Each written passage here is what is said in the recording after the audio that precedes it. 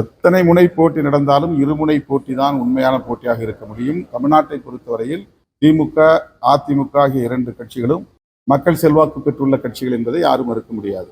அதிமுக தன்னுடைய பலத்தை குறைத்து மதிப்பிடுவதாகத்தான் நான் பார்க்கிறேன். அதிமுக பாஜகவோடு ஏற்கனவே 2021 சேர்ந்து படிப்பினை பெற்றிருக்கிறது. மறுபடியும் அதே பிழையை அது செய்கிறது. அதிமுக தனித்து நின்றால் கூட அந்த வாக்கு வலிமை குன்றப்போவதில்லை. அதை அதிமுகவே உணராமல் இருக்கிறது என்பதுதான் இங்கே குறிப்பிடத்தக்க ஒன்று.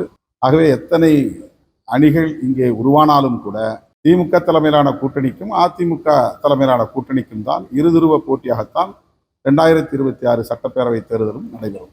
இன்று இந்திய ஒன்றிய அரசின் அமைச்சரவை, இந்த அமைச்சரவையில் வருகிற சாதிவாரி கணக்கெடுப்பையும் நடத்துவதற்கு முடிவெடுத்திருக்கிறார்கள். மகிழ்ச்சி அளிக்கிறது. விடுதலை சிறுத்தைகள் கட்சியின் சார்பிலே வரவேற்று எமது பாராட்டுகளையும் தெரிவித்துக் கொள்கிறோம்.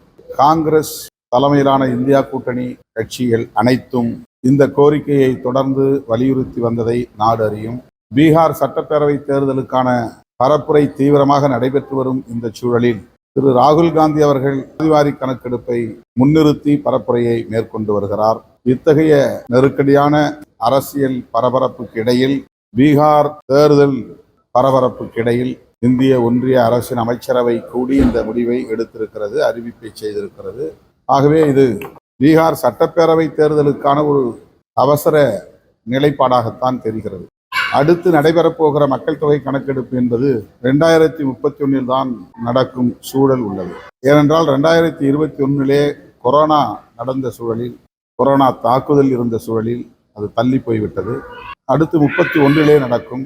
ஆனால் இவர்களின் தேர்ந்தெடுக்கப்பட்ட இந்த அரசு 2029 முடிந்து விடுகிறது. 2029 மறுபடியும் இவர்கள் நாடாளுமன்ற பொதுத் தேர்தலை சந்தித்து அந்த தேர்தலிலே வெற்றி பெற்றால்தான் 2031 நடைபெறவிருக்கிற மக்கள் தொகை கணக்கெடுப்பின் போது சாதிவாரி கணக்கெடுப்பையும் நடத்த முடியும்.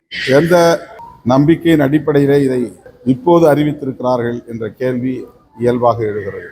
பீகார் சட்டப்பேரவை தேர்தலுக்காகத்தான் இந்த நிலைப்பாடு என்றாலும் கூட இதனை மகிழ்ச்சியோடு வரவேற்கிறோம், பாராட்டுகிறோம்.